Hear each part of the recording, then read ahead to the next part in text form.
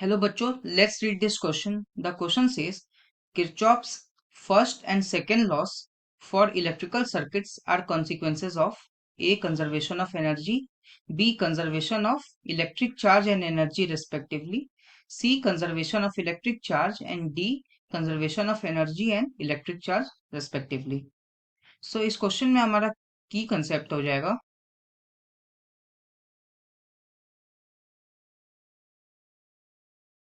Kirchhoff's law.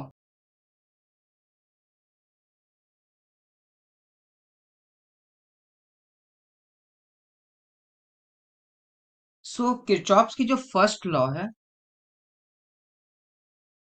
ये होती है किरचॉफ्स करंट लॉ. इसको हम लोग केसीएल लिखते हैं. सो इसके अकॉर्डिंग किसी भी लूप में जो इनकमिंग करंट होता है वो आउटगोइंग करंट के इक्वल होता है. इसको समझने के लिए एक सर्किट लेते हैं. मान लेते हैं ऐसा कोई सर्किट है. यहाँ पर I1 करंट इन हो रहा है, यहाँ I2 करंट इन हो रहा है एंड ये यहाँ से निकल रहा है जो वो I3 करंट है.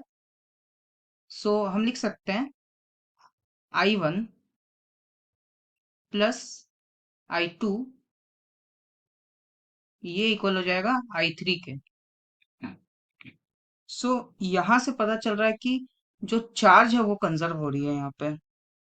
So here charge is conserve.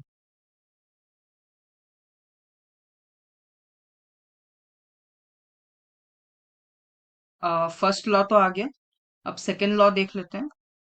तो किरचॉफ्स की जो सेकेंड लॉ है वो होती है किरचॉफ्स वोल्टेज लॉ, जिसको हम लिखते हैं केवीएल. सो केवीएल के अकॉर्डिंग अगर हमारे पास एक सर्किट दिया हुआ है जिसमें एक रेजिस्टेंस आर है, एक ईएमएफ दी हुई है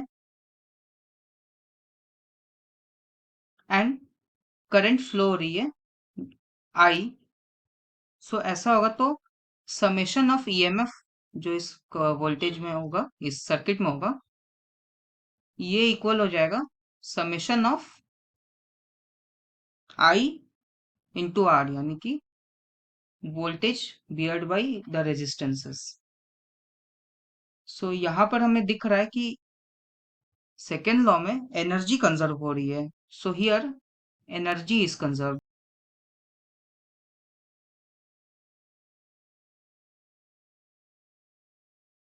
सो अब ऑप्शंस में मैच करेंगे तो ऑप्शन बी में हमें दिख रहा है कि conservation of electric charge and energy respectively. It is the correct answer. Hope you understood it well. Best of luck.